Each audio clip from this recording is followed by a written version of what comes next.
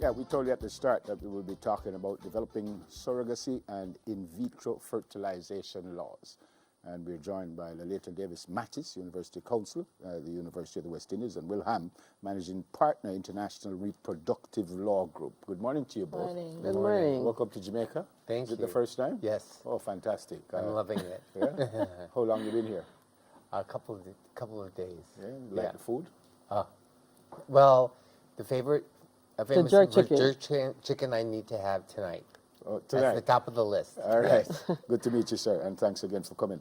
Mrs. Davis Mattis, do we have laws in Jamaica regarding what we're going to talk about? So the short answer to that is no. What we have are, I would say, a series of laws that are utilized to accommodate the process of surrogacy and those arrangements. But of course, they're not ideal. And so the purpose of the workshop that we're having is to facilitate this kind of discussion, to say to the government of Jamaica, we think it's about time that we look very seriously at the regulation of art as well as surrogacy. And of course, the University of the West Indies, in its regional construct, and of course, being leaders in terms of the dialogue, we feel that it is very important. And of course, you know, we have the Vitro Fertilization Management Unit, which is the only one of its kind in Jamaica, as well as being foremost in its own right within the region and has its own international acclaim.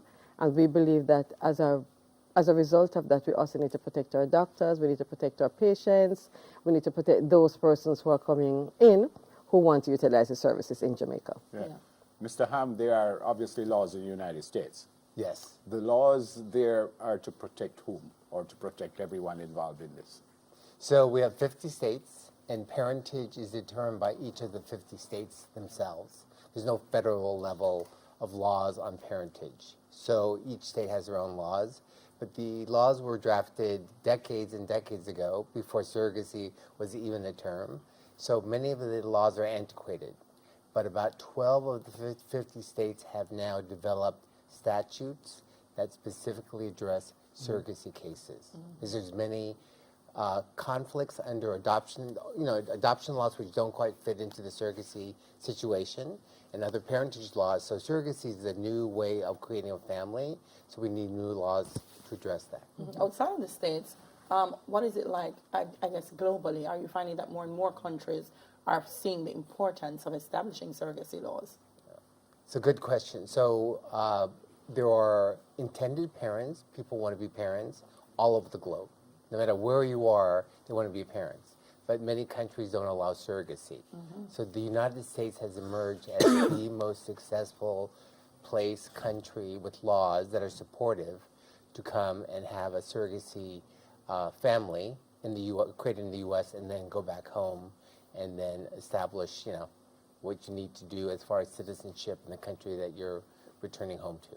Yeah. I think one of the issues too that we need to consider is it's a very complex Yeah. area, Yeah. and that's why there's need for legislation. So in Jamaica, for example, if you want to get into a surrogacy arrangement, and that's usually done, if you want to make it legal in quotation marks, then that will be by contract. And the question really is, to what extent will the court uphold the terms of a contract? Let's say, for example, the surrogate doesn't want to hand over the child. And all those things need to be regulated. In some parts of the world, it's not allowed, primarily because there is a potential commercial aspect to it, and Will can speak to that as well. And in some countries, only altruistic surrogacy is allowed, which means that you can't. It's not that the surrogate gets paid.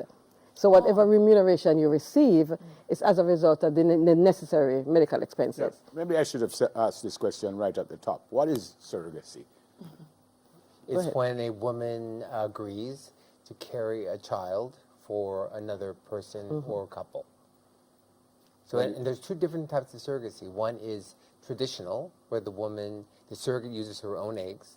So it's you go through IUI and impregnate her, but legally and in the minds of all the parties, she's a surrogate and not the parent, and then parents want to create a child. And there's gestational surrogacy, which you would go to an IVF clinic, in this case the university IVF clinic, create embryos and then transfer them to the surrogate, who's not genetically related to the embryo or the child. And what is in vitro fertilization? That is really the process, process. of getting the egg and the embryo in the womb. But also remember as well that the intended parents don't have to use any of their own genetic material. So you can source embryo.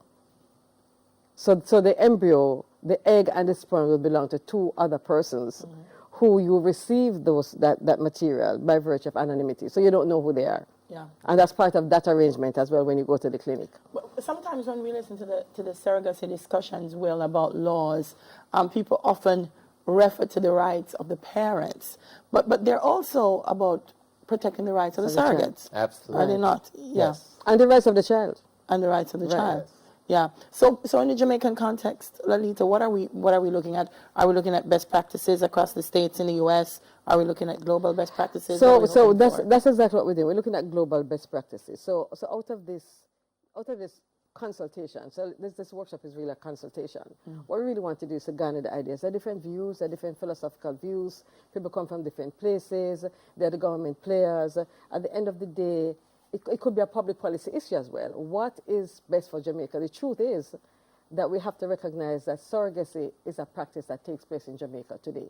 It does. It does take place. More prevalent, as far as you know. It's perhaps more prevalent, and I remember from a long time, this used to happen anyway.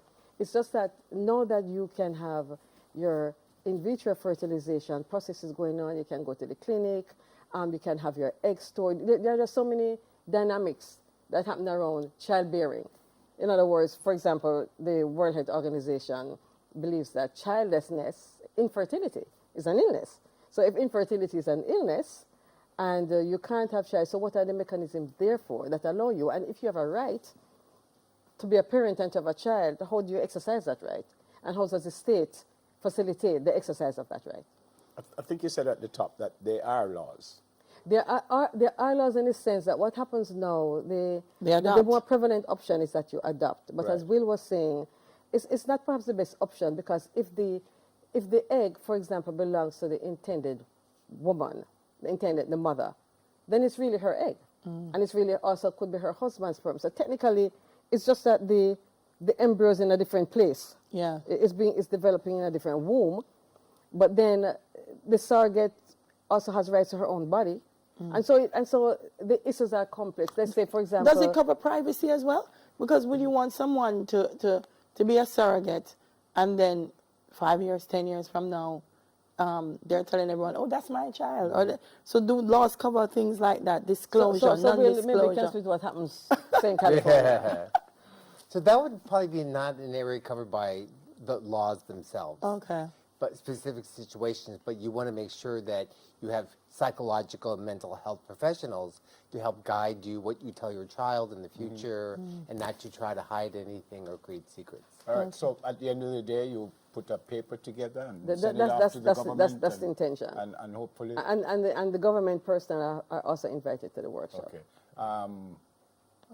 Okay. Where and when? What time? It's actually today. It's by invitation, though, and it's at the University of the West Indies Regional Headquarters, which is opposite the Monamin Gate. And we start at 8:30. We go all day. Tomorrow is a series of roundtable discussions where we really now garner the information. Today is mostly legal information that's going to be shared. Fantastic. So Will's come to work.